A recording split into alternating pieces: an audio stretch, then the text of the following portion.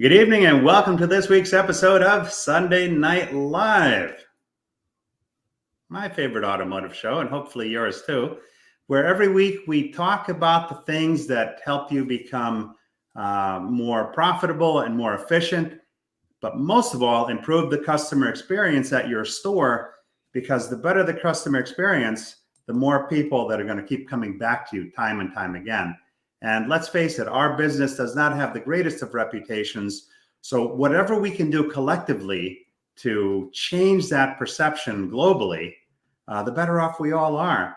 And I have a pretty decent network where I can bring in these experts to share with us what they do. And it's really quite exciting. And I have a strategic partnership with TechForce, which is a great organization. We're going to talk about that in just a moment.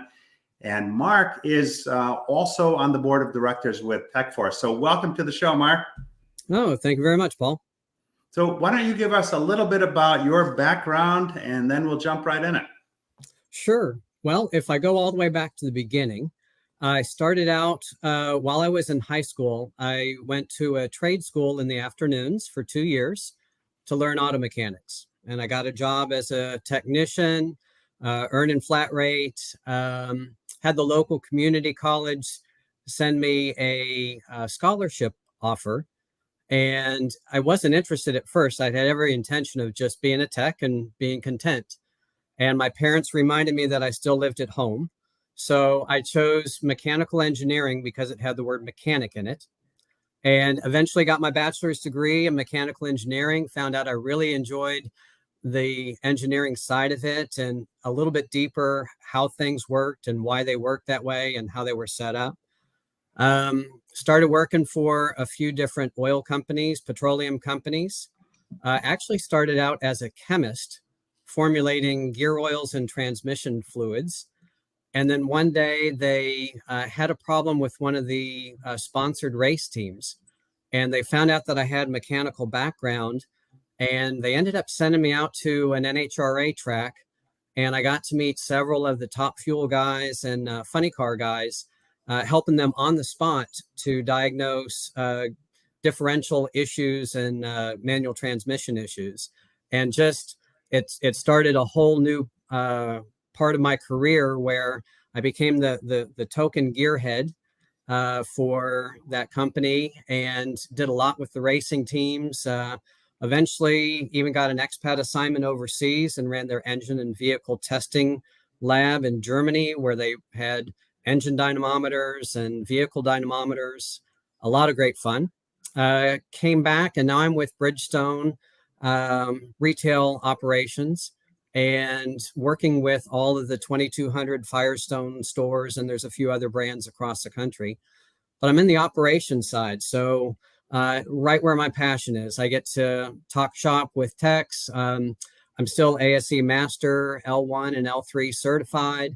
Get to look at the training content, look at new tools and equipment for them. I mean, it's a dream job for me. Wow, that's quite a rich background you have there, man. Thanks. And the NHRA stuff brings back some great memories for me. I spent many years going to the Summer Nationals in Englishtown, New Jersey. Oh yeah. It's always funny, when you're in the car on the way home, you realize that that black stuff that's all over your clothes, that's the rubber from the tires that burned off, that God only knows how much you ingested while you're sitting there in the pits. Yeah. I got to admit, my favorite of all the different types of racing has to be drag racing, and I enjoy all types of racing. But with drag racing, what I like the best is you get to be right there in the pits in between races. You get to see them break down the engine, put things back together, tune the rest of the vehicle. It's just, to me, with my background, I mean, I'm a kid in a candy store. I'm just loving it. There's nothing like the Christmas tree, the lights just dropping down and just straight down the track. Yes, absolutely. Well, great stuff. So TechForce, a great organization. Tell me a little bit about what you do with TechForce. So I joined TechForce about 2 years ago. really enjoy what they do. So they're all about trying to help champion students to and through their education, and even to help them get started in their profession. And it's really at the heart of it, it's trying to get more people interested in going to trade schools, not just necessarily for automotive. It covers a number of different types of industries, but Yeah. it's all about being more accepting of trade schools and realizing the opportunities that are there. And I mean, they've done a wonderful job at TechForce. Um, they've got TechForce Network. It's got 17,000 members in it. We've helped over 40,000 students so far with scholarships and grants, and just little things like even while they're going to trade school, being able to help them out if their vehicle breaks down, ironically, and they're going to automotive trade school. But quite a common concern that we hear is they have a flat tire or they can't get their vehicle running, and they have to make a choice between continuing to go to trade school or spending more time at a job, part-time job, to get cash to fix their car. So TechForce is all about trying to help everything from A to Z when it comes to that, trying to get more students to go through, talking to middle schools, to high schools, trying to say there's a lot of opportunities in trade schools for people to consider. And I mean, just looking at my story, it also doesn't mean that you have to stay in that trade. In my opinion, my automotive background and going to the 2 years of trade school was invaluable. And then it really helped me realize that I enjoyed the engineering side of it. I'm not saying that everybody's going to want to tie that link together, but Sure. you think about cars nowadays. I mean, it used to be, for example, with brakes, you're worried about hanging pads or maybe not replacing rotors or resurfacing rotors, whatever. And now you still have to do that. But what about regenerative braking? That doesn't necessarily mean that there's not any friction brakes anymore. Right. They last a lot longer.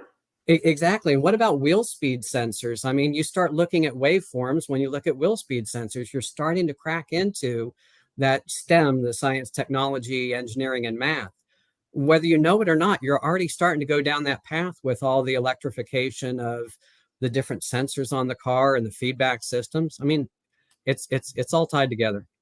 No, it's awesome stuff. I got a couple of comments. Mike Fisher, awesome, Mark. I have a bachelor's degree in mechanical engineering and ended up a car dealer for 20 years. Brian says, wow, great fun. And Mike says, Mark, do you know Reggie Sanders? Reggie manages Bridgestone's government tire sale channels, one of my best friends. No, sorry, I don't, but I'll make a note of that and look him up. Yeah, you know what? I find it's a very small world that tends to get smaller and smaller. And, it's in life, in sales, and let's face it, we all sell something, whether we sell time in the service department or we sell service or we sell products. We're either selling or being sold, to quote Grant Cardone. Okay. But every sale starts with a relationship, right? Mm-hmm. The relationships will make people go far distances to buy the products and services that they entrust to the people that they've developed relationships with. And when we talk about an organization like TechForce, you talk about a community of 17,000 people, right? The automotive industry is crying and begging for technicians. There's not a store I walk into that I'm not asked at least 5 times while I'm there within the first hour if I can get them more technicians. And what I say to them is, look, you've got to make an investment, right? It's not like flipping a switch. You need to make an investment. So now you have a place like techforce.org where anybody can create a free account and kind of see all of the resources that are available that will enable you to participate in a community and develop relationships over time that might lead to good things for you, as well as the people that are there to advance their careers, the new generation, the young people coming up into our business. And I want to play a short video here. I love this video when I saw it, so check this out. What's up, everyone? I'm world champion drifter and professional fun haver, Vaughn Gittin Jr. I'm reaching out to you today to let you guys know about TechForce. TechForce, the first and only social network for next-gen tech. Welcome to TechForce, a platform dedicated to launching and advancing the careers of next-generation technicians. People like you, students, instructors, working techs, industry leaders, you. Showcase your school, jobs, and awards. Post your current project and follow your friends. Flex your talent. Follow industry trends and connect with future employers. Connect. Works on all devices. Compete with other users and climb the leaderboard in daily and special trivia. Scholarships. $1.5 million in scholarships awarded annually. Explore your passion, flex your talent, build your career. Join techforce.org. Pretty cool, right? So make sure you head to techforce.org. Have fun. Whoa! I mean, if that doesn't jumpstart you with like the paddles of life, I don't know what will, man, because that gives me just a feeling of, hey, you know what? There's help out there. There's a plan out there. I just need to become a part of it. Yeah. You know, it's that simple. There's, to me, there's such camaraderie when it comes to when you meet somebody and you find out that they too like talking about cars or whatever your trade happens to be. I mean, right there's that connection. And just as the commercial was describing, you get onto their website, onto the app, and you start looking at some of the educational material, and you see how fast the technology is evolving. So just sharing that information or even learning from the others that have posted things there is wonderful. You get the opportunity to mentor or just you contributing your information. There's so many different ways you can help out, but part of it's just getting the word out there that it's okay to go to trade school. There's lots of good things that can come from that. And it doesn't have to be, again, just myself as an example, it doesn't have to be a one and done. It doesn't mean you have to go on to something else, but it sure is a great way to get a solid foundation. And I mean, the automotive industry is huge. I mean, again, I'm focusing on automotive, but there's collision, there's diesel, there's a lot of other things, restoration, it helps with. Yeah. All right, couple of comments. Eric Howigi, good evening, everyone. And Craig Tomazik, the TechForce ad makes me feel old. You're not old, man. I'm old. We didn't have that when I started in this industry 16 years ago. Well, the beauty of it is we can't go back in time, but we can affect the now and the tomorrow. And now we know that there's a resource like this. Now, the technology has advanced quite a bit, right? We've gone from mechanics where we would take things apart like starter motors and alternators and rebuild them. And now we're just swapping out components, and a lot of this stuff doesn't even break anymore. You know, with the EVs, there's always the fear of the unknown, right? Yeah. You have mechanical training, but now it seems like the training has evolved because now we're becoming electromechanical engineers, and the things that we did before, we can't necessarily do. And I'll give you a perfect example. If a car gets into a collision, rewind the tape 40, 50 years ago, you'd cut the car open with the jaws of life without any fear or apprehension. They knew what to do and they just did it. But now you're looking at electric vehicles. It's a whole different thing. The training for that, for the firemen, is different. So the training for the technicians is different. Maybe you could talk to us a little bit about some of the EV skills training, you know, that today's student might look at as compared to years ago when I started in the business. Sure. You bring up a great point. I look at it from a few different perspectives. So, I mean, just with our company, when we have new technicians come on, part of the initial onboarding is a safety module that helps them understand what are the orange wires, why you don't touch the orange wires, and how you can work safely around the orange wires and still do other services, conventional services, where you don't need to put on the high voltage gloves. But we want to make sure that all of our techs have that, and even the people up front in the sales side have that knowledge of what not to touch. And then when it comes to the technicians that are going to work on high voltage, we've got safety training that we provide as a minimum that helps them understand our expectations of you will wear the gloves when you have the potential of touching high voltage. For us, if you put on the high voltage gloves, we also ask you to put on a face shield. The reason we ask you to do that, if you think about the old days, you mentioned with the rebuilding a starter motor, which admittedly, I'm that old, I've done that. But if you think about shorting a 12-volt circuit or putting a wrench across the top of a 12-volt battery, it's bad enough. But when you get to high voltage, where you've got batteries that are a couple hundred volts, then you could have metal that spatters. So that's why we ask them to wear the face shield.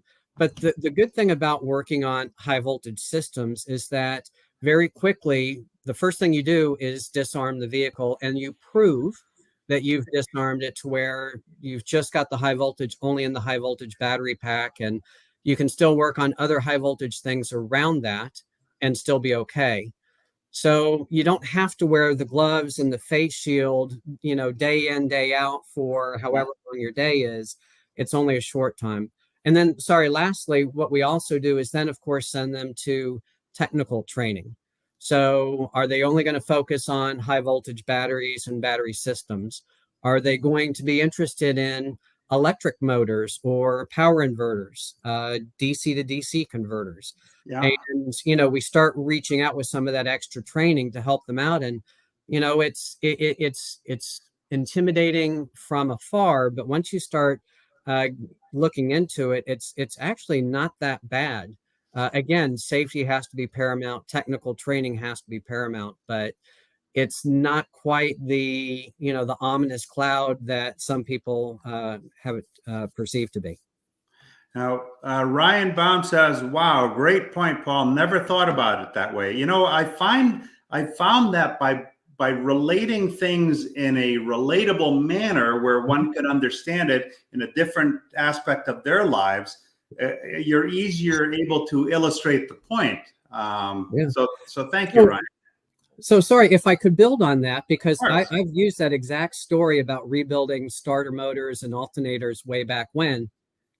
But if you think about that nowadays, I don't know if they still teach people how to rebuild a starter motor or an alternator in trade school, because the cost of just getting a rebuilt or a remanufactured one or a new one is so low. And I see that a lot on the high voltage side of things too. So I took some technical training courses in high voltage systems 2 years ago. And in that first class that I took, they said, hey, if something that you can diagnose the power inverter, and once you know that the power inverter is bad, you replace the power inverter. And same thing with the electric motor. They said, really, the only thing there that you can service is the resolver, which is like a really, really, really sophisticated shaft position sensor. Okay. And we've since brought through more techs. We're updating our training, and we're looking at new companies that are offering technical training. And the more recent ones are like, no, you can replace the bearings in an electric motor. You can get into the power inverter, and more items in there are serviceable. So I look at it almost kind of like the, starter motor from a few decades ago. And now you look at some of the high voltage power electronics now. And 2 years ago, for the most part, outside of the dealership, they were telling us it's non-serviceable, remove and replace.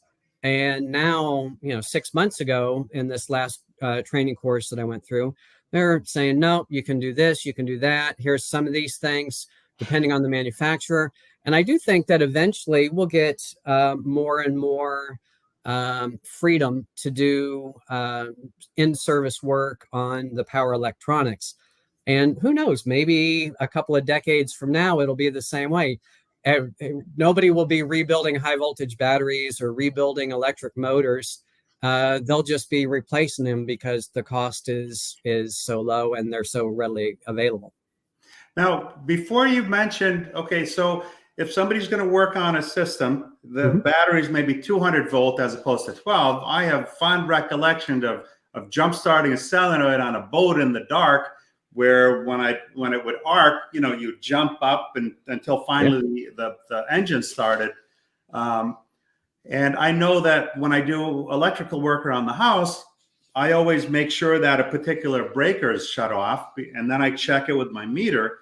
But I didn't realize that. So in automotive, it's the same thing. There are circuits that are separate, almost like a bus in the house, if you will, with different circuits coming off of it that you can shut off power to a particular component. Yeah, correct. And so great point. So one thing to think about with most as far as I know, all passenger vehicles and light duty vehicles, the high voltage system is self-contained. So it does not use the frame of the car for a path back to the battery. It's self-contained. It's self-grounding? I'm sorry? It grounds within its own housing? Well, yeah, and if you think about it with AC circuits, it just needs to have the circuit within the motor, and within the power electronics, the transistors will make sure that the electricity flows right through the way it's supposed to. Okay. You still have that high voltage battery, but you're going to have 2 cables going to the DC voltage, and you're going to have 3 cables going to the AC systems. So, but you're right. They also have 1 to 3 solenoids or contactors, breakers, whatever you want to call them, that help shut down that circuit. So that if for some reason, so for example, if you take a power inverter and it's got a protective cover on the top of it, and say you didn't know any better, you didn't go to that training course and learn that you should not be working on those high voltage power electronics. Yeah. And you take all the little bolts off, you pull the pan off the top or the side. Those have a interlock device built into them, so that as soon as you take that off, it's got a 12-volt circuit that breaks. That 12-volt circuit, when it breaks one of the high voltage capacitor or contactors. Yeah. And it prohibits the high voltage from going through the circuit. And you'll have 1 to 3 of those. I'm sorry? It's a built-in safety. Yeah, it is. And it looks to see if any of the high voltage is leaking to ground or to outside of the high voltage system. And if it calculates that it is doing that, again, it will turn on the warning light on the dash. It might let you continue driving to your destination. It might shut down depending on the severity. Sure. But once you get to your destination, if it thinks that there's high voltage that's leaking, once you shut off, you're not going to be able to turn it back on, because it's going to say you've got high voltage leaking. You got to get that service first. Wow, that's pretty interesting. Let me get to a couple of comments. Joe Clementi, my fixed ops brother. Good evening, all. And Adam Arndt says Weber State does a great training on high voltage and how to inspect, diagnose, and repair parts and such. That's got to be, that specialized training is going to get very, very popular, because all of the new stuff that's coming has it. I mean, we still have ICE engines for the foreseeable future, as far as I'm concerned. That's not going to go away anytime soon. I agree. But I agree. The with the technical training and the safety training, right now, one of the questions that I get quite often is, what type of certification do you have to work on high voltage? And from an industry standard, I mean, ASE has the L3 test. And ASE is working on a high voltage certification test. So that, again, somewhat similar to what I was describing with our particular company, where it helps identify for the entry-level technician what not to touch and how to be safe working next to, but not contacting high voltage. And then it'll be something, these are my words, it'd be something kind of like the EPA 609 certification, where you can go out and through ASE, you can take an industry standard test regarding safety, so that you can at least say, hey, I've passed that ASE safety test, so I know how to be safe with it. It doesn't get into the technical side, but at least it talks about the safety side. There's a few other entities that are trying to do something on a global basis. EV Pro Plus, for example, where you go to a special training, you have pre-work, you have modules while you're there, you have hands-on training as well as hands-on tests while you're there, and you walk away with different levels of certification. It's early in the adoption phase, but there are entities that are trying to do that. But otherwise, it really comes down to Weber, that the one gentleman said, or some of the other technical training partners that we use, or iCar. There's a number of people, dealerships, I'm sure, also have their particular certification for their technicians working on whatever scope of work they have coming through the doors. Their specific OEMs. Yeah. Larry Feldman joins us. Good evening. Thanks for joining, Larry. So the training is becoming more specialized. It's not that these cars don't need work, they just need less work, but that doesn't mean there aren't going to be recalls that happen. I've been privileged to see data that indicates that the electric vehicles have quite a number of recalls as well. So it's more than just the typical servicing that we're used to over the years. Everything evolves over time, right? The cars are getting better.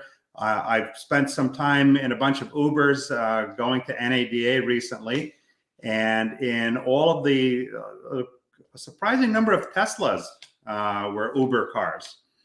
And the common denominator I heard from most of them, and these are people driving 7 days a week, all day long, is nobody had brakes replaced within 70,000 miles of driving their vehicles. And that's almost unheard of for a conventional car, because most people, depending on how they drive, will need brake replacement anywhere from, on the low end, 25,000 miles to 35 or 40,000 on the high end.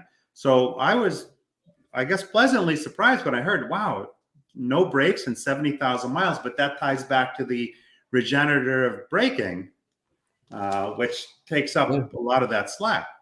Correct. And it's a great example with the brakes. You won't see, or you don't anticipate having the brake pads or the rotors or drums and shoes wear out anywhere close to as quickly as they did with a vehicle without regenerative braking. Right. However, you brought up Tesla. If you look in the service manuals for the Tesla, you still have to get in there and you visually inspect the pad and the rotor. However, the action that you have to take, you still have to take the wheel off. You still, then they ask you to take the caliper off and clean and lubricate the road debris, because if the brakes aren't going to be working that much, it's more possible, more likely, that road debris will start to accumulate on the caliper, and you could end up having a frozen caliper. And then when you do use it, if it gets stuck, especially if it gets stuck with one of the pads still in contact, you could end up having pad wear that way. But anyways, the brake inspection is changing, and maybe you won't be doing the pad slap as often. However, you are going to be getting in there. That's as part of the speak right there, man. Yeah. As part of the scheduled maintenance, you are going to be getting in there and removing the caliper, cleaning and relubricating and putting it back together. It's just like also these power electronics. They use coolant of some type. Sometimes it's truly just cooling system coolant. It could be other specialized fluids, but there's coolant circulating through the electric motors or circulating through the power electronics. The batteries could be cooled by air going over them. It could have coolant that circulates around it.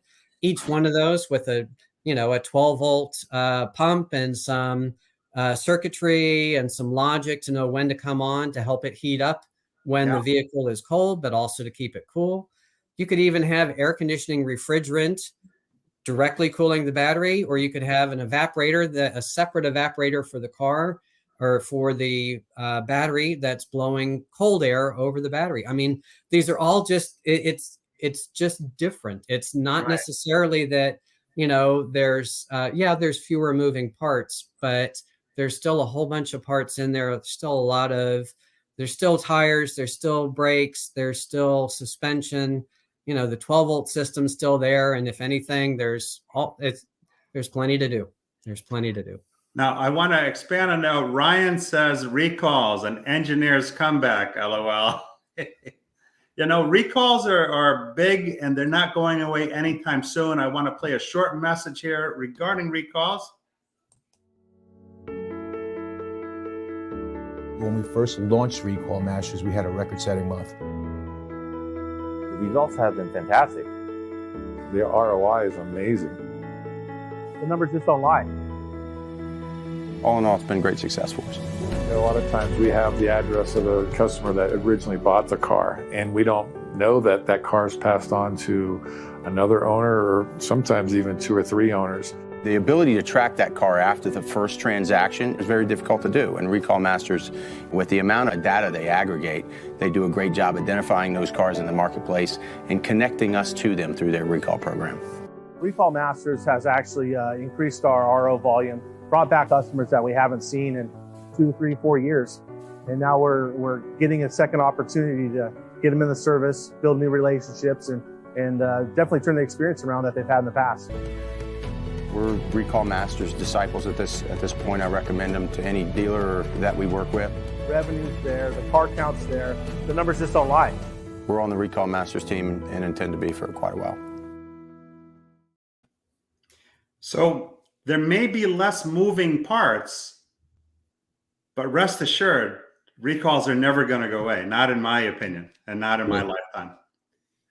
So we talked a little bit about the mechanics of it. Another thing that I find extremely important, and this is something that dealerships struggle with, is selling tires.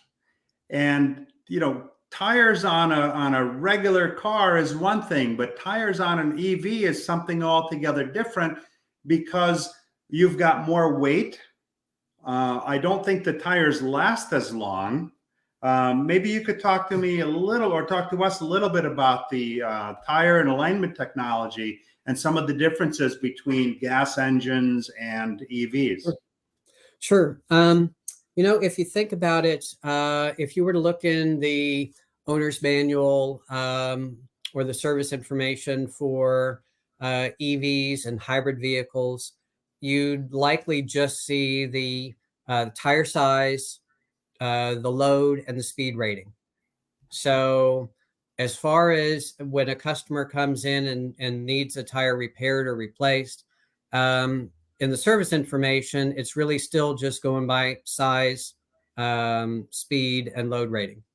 Now, there are attributes that typically come with, particularly with electric vehicles, because exactly to your point, the vehicles are typically heavier, and they also have a whole lot of torque to them. And depending on how the person is driving, and if they're taking advantage of that torque or driving aggressively, that could start to wear down tires very quickly. So you may end up seeing tires that are formulated with tread patterns or rubber compounds that end up helping to give longer tread life. Okay. So that's one thing. Another thing that you might see is noise attenuation. So electric vehicles can be very quiet, and road noise from tires can become that much more pronounced. So some of the tires specified for electric vehicles will have acoustic foam on the inner liner of the tire to help get some of that road noise and to attenuate it. So repairing one of those tires or replacing them, the U.S. Tire Manufacturers Association says you can repair those. You just take a little bit of the foam out. You do the patch and the plug just as you would otherwise. Let's see. Another thing is, with combustion engines, you get some people that are very focused on fuel efficiency. Well, when it comes to electric vehicles, something very similar and analogous is driving range. And if it's a hybrid, it could still be either or, they're both still related. But you could have different tire compounds and, again, different tread patterns that will help improve the rolling efficiency to try and give you that little bit extra, either fuel efficiency or that little extra driving range. So some subtleties in the attributes for electric vehicles that can make that tire different than you would come across for perhaps just a conventional SUV or sedan. Now, Adam says, did I miss the part about attract, retain, and advance Gen Z techs? No, actually you didn't. We're building up to that. And the reason I like to start with the technology piece first is to show that the cars are different now, right? The TechForce organization and the community that TechForce has built has created an environment that attracts a younger technician, the Gen Z, to the business. And in that community, they learn skills through training exercises. They learn, and it's made fun because it's done with games. They compete with other peers. And that conversation is started earlier. And they're afforded the opportunity through scholarship. How much money did I forget the number that you said in scholarships? It's about $1.5 million so far. $1.5 million in scholarships. And this is to help young students that want to get into the business, the Gen Zs, that maybe don't see another pathway to get in, right? So between the training, between the scholarship opportunities, and there are other things that they do. There are events where these young kids are invited, right, to tracks, and they're in the pit crew. I mean, they're getting hands-on involvement with a business that they're interested in, but from another angle. Yeah. Right. Yeah, it's a great point. We've got, there's lots of different ways you can contribute with TechForce. Obviously, it could be with funds, donations. It could be time. It could be an outdated vehicle that you want to write off. It could just be, you had mentioned going to events like an auction or a race. Yeah. And you get the opportunity to host some students that are going through trade school. And you get the opportunity then to speak with them and to present them with that opportunity that's going to be memorable.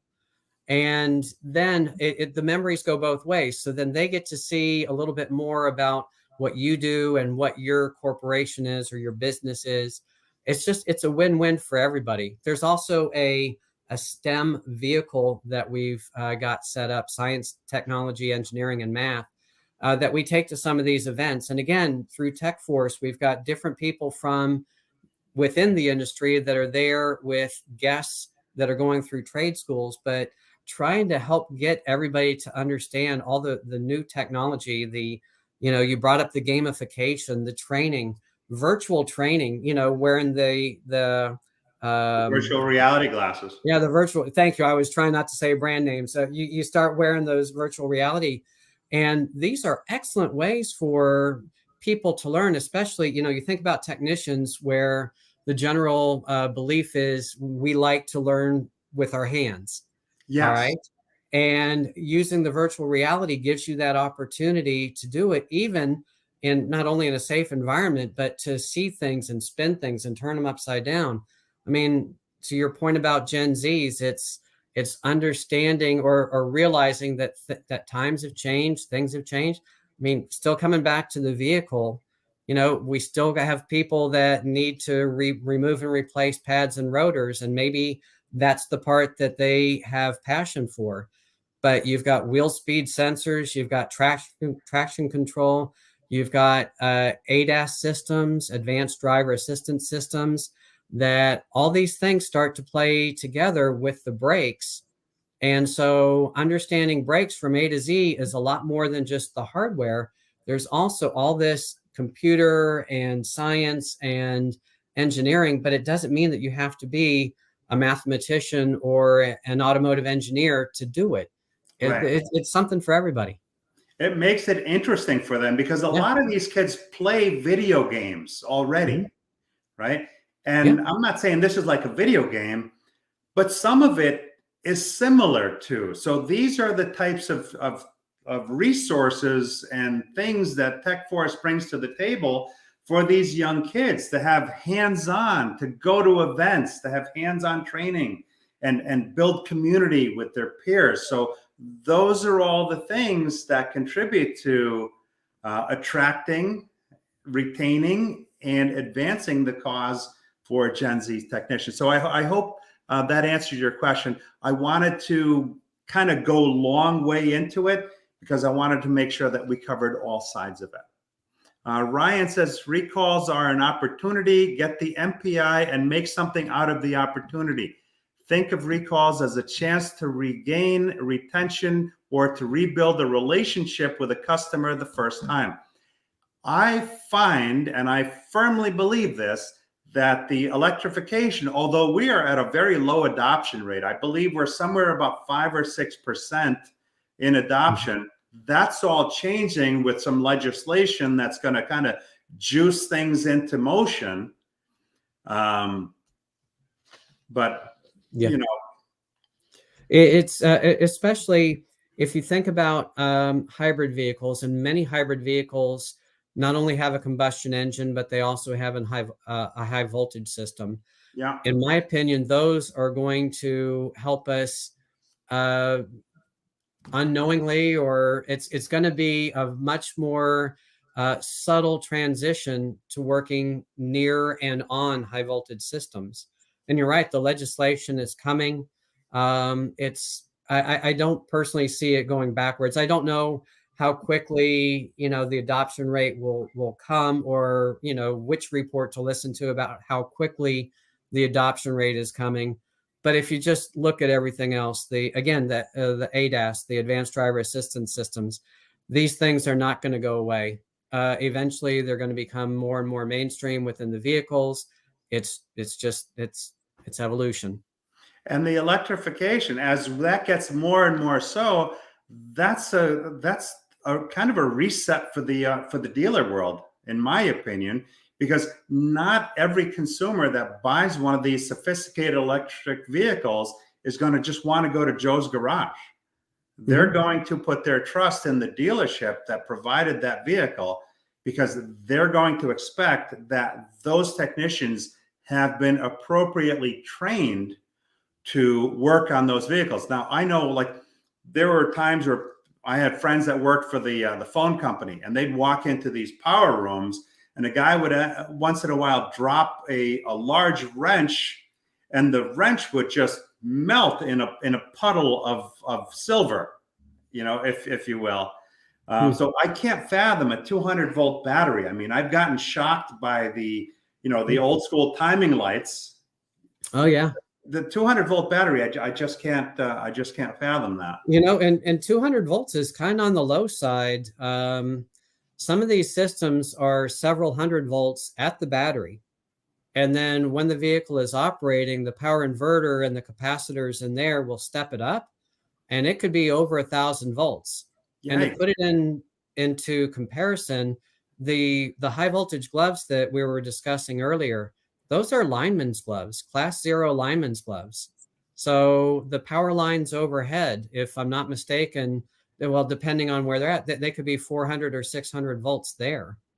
So, I mean, you have to respect the electricity, but just like with the lineman, part of the training has to include a safety component as well as a technical component, so that you can power down that system, and then you're able to prove that it's powered down, and then you can work on it without having the high voltage gloves on.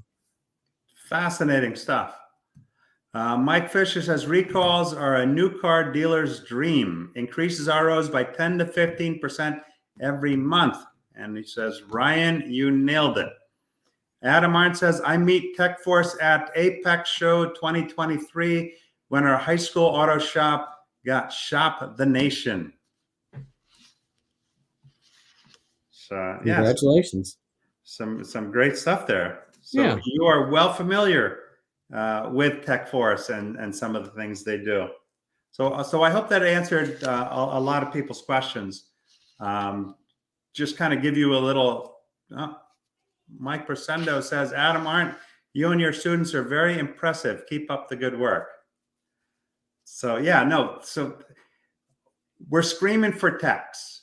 We have a community that has 17,000 people in it that speak our language, that we want to get to know, and we have the opportunity to do so with TechForce. Like I said, it's a free account that you can sign up for. It is a not-for-profit, so it does rely on contributions from companies, and those contributions give you certain perks that go beyond just the standard membership. But by all means, log in, take a look around, and see what there is to offer. And I think that this may help a lot of dealerships over a period of time. So Mark, I want to thank you for joining us. You gave us some good information, some things that I didn't know about. And I always like, because I pick up something, a little something in every show Great. that I hadn't even thought about. So thank you for that. Any things in closing that you'd like to share? I appreciate the opportunity. TechForce also works with currently 300 different trade schools. So whether it's working with TechForce or whether it's something you'd like to do on your own, anything you can do to help out with the industry to get more technicians getting to and through trade schools, I think it's the better for our industry and for many others. So thank you. And Guy Pierce says, excellent, Adam Arndt. I run colleges and universities that deal with your industry. Good job, team. And says, Mark, great feedback. So thank you again. Thank you for those that watch now and those that will watch it on the replay. We have a fair number of people that watch it on the replay because I get questions and comments weeks later, well into the show. So I appreciate the support every week. I'm going to play a short video. It's about 20 seconds. And then Mark, if you would stay on, that would be great. So thank you again. Hey everyone, it's NASCAR Camping World Series truck driver Trey Hutchins. And as everyone knows, I'm a huge fan of TechForce, the first and only peer network for people in the transportation industry. And it's a free place to access education resources and network with other professionals. So if you're a student or working tech, you need to check this out. Thanks again. We'll see you next week on Sunday Night Live. Mark, don't go away.